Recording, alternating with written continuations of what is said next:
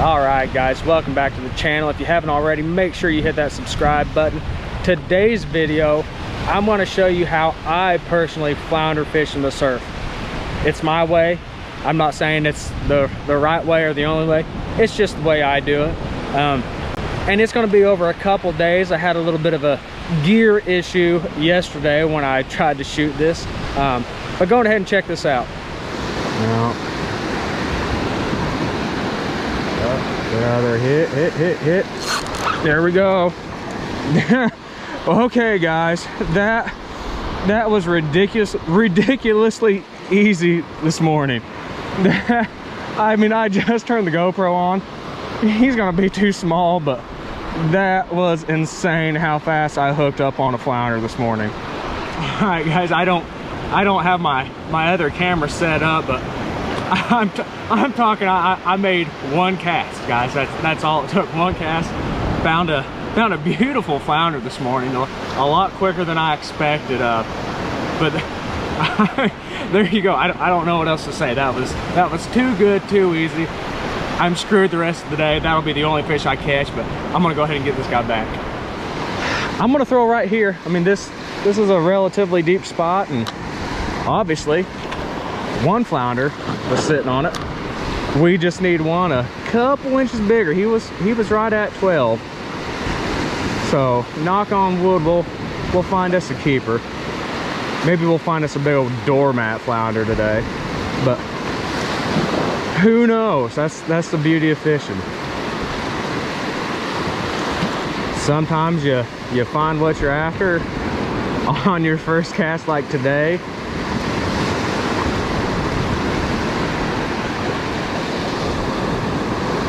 Are you on there? There we go, hooked up again. Got us a second flounder. He's smaller than the first, but hey, we'll take him. That's great, guys. I wasn't sure how many flounder I was gonna find today. It's to that time of year where we should be finding flounder, but it's not a guarantee. Pulled him up there for you a little bit. Little guy, but hey. And something you're gonna notice here, I am gonna work this trough over. Like I'm gonna really work it over. I'm not gonna get in a hurry to move on. I'm gonna try to pretty much put my lure in every little section of it. And I'm working this real slow. I'm giving it a little bit of bounce. I might pause for a second here or there, but it's a constant slow. Dang it, missed one there. It's a constant slow motion for the most part. Little light jerks. I don't really hop it real hard off the bottom. I just want a constant twitch motion to it. Just something to constantly be moving, and it's not fast, guys. Flounder fishing is not a quick, fast-paced thing. I mean, you really got to take your time.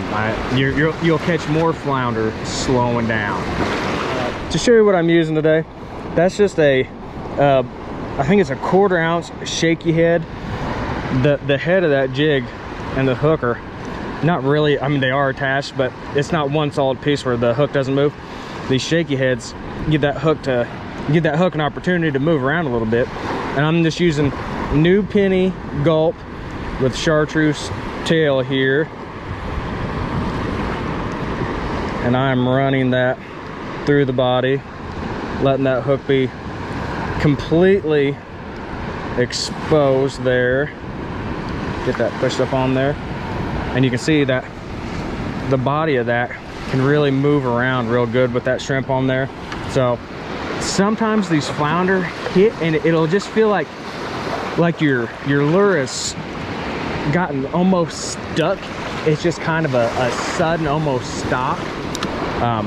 When you feel that, don't set your hook right away. They've grabbed onto it, but let them kind of get that in their mouth a little more. Look, feel another little thump on there before you set the hook. and your hookup ratio will go up. A lot of times they'll grab it to stop it, and they've not really got it all that far in their mouth. Let them bump it and then pause just for a second. Don't set your hook too fast or you'll pull it out of their mouths. Now from here, what you're going to be able to see, you can see where these waves are breaking on the sandbar. Then they kind of dissipate and disappear.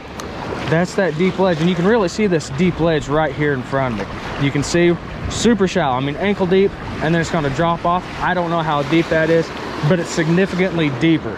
So what I'm going to do, I'm going to target those edges, that transition of water depth. All right, I'm going to work at least one more. What do we? Oh, one of the eyes. One of my eyes has came out of. Okay, I see it. It's right there. Awesome. But that's going to kind of put an end to my flounder fishing for the day. I guess I could rig up my whiting rod. I might do that, but we got another. Nope, got us a big old ladyfish, huge ladyfish. My goodness.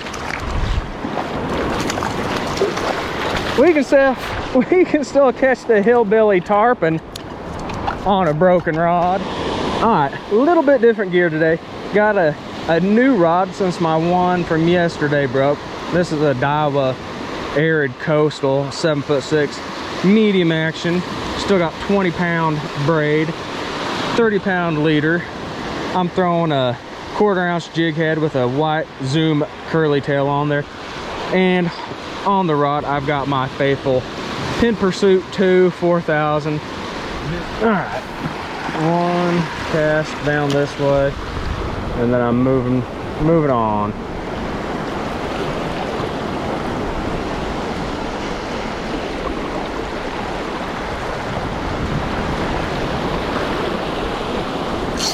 All right, hooked up. All right, what do we got? What do we got? All right, we might have a keeper flounder.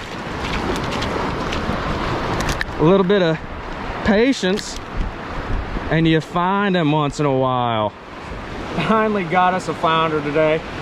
My camera angle's probably terrible, so I'm gonna make sure you can see this guy for a moment here. He's a 1/2 inch too short. He's not quite a keeper. He's just a little small.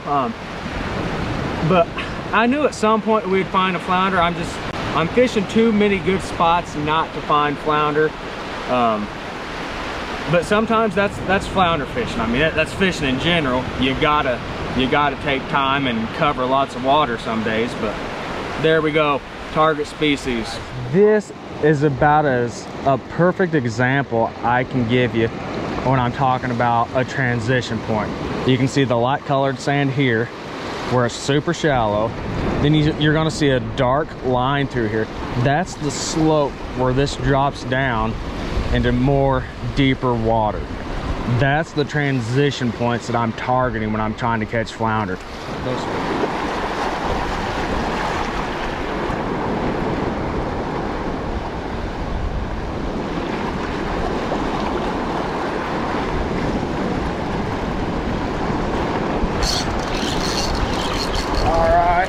Hooked up again. All right, got us another flounder. This guy is keeper size, I believe. Heck yeah. All right, we'll hold on to him for a second here. Walk him back to the beach. Keep my reel up out of the water.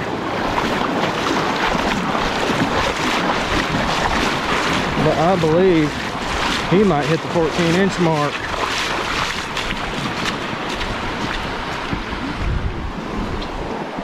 All right, come up out of the water. You're all right. You're all right. Nice flounder. Yeah. He might be a keeper. He might be 14. Oh, you gotta have a certain size? Yep, they got to be 14 inches, so Wow. he's going to be close. Yeah, he looks about 14, doesn't he, with his tail? We're going to find out real quick. Izzy. Hey, you're all right. Just don't get that hook. Come on, get out of here. No, Kayla. Oh, yeah. Look at there. Oh, yeah, almost 16. Yep. Nice. Good. Let's go. Oh, there we go. We got a keeper. Keeper flounder. Good job. I don't know what they call them. Game wardens who come down and check Once in a while. Yep.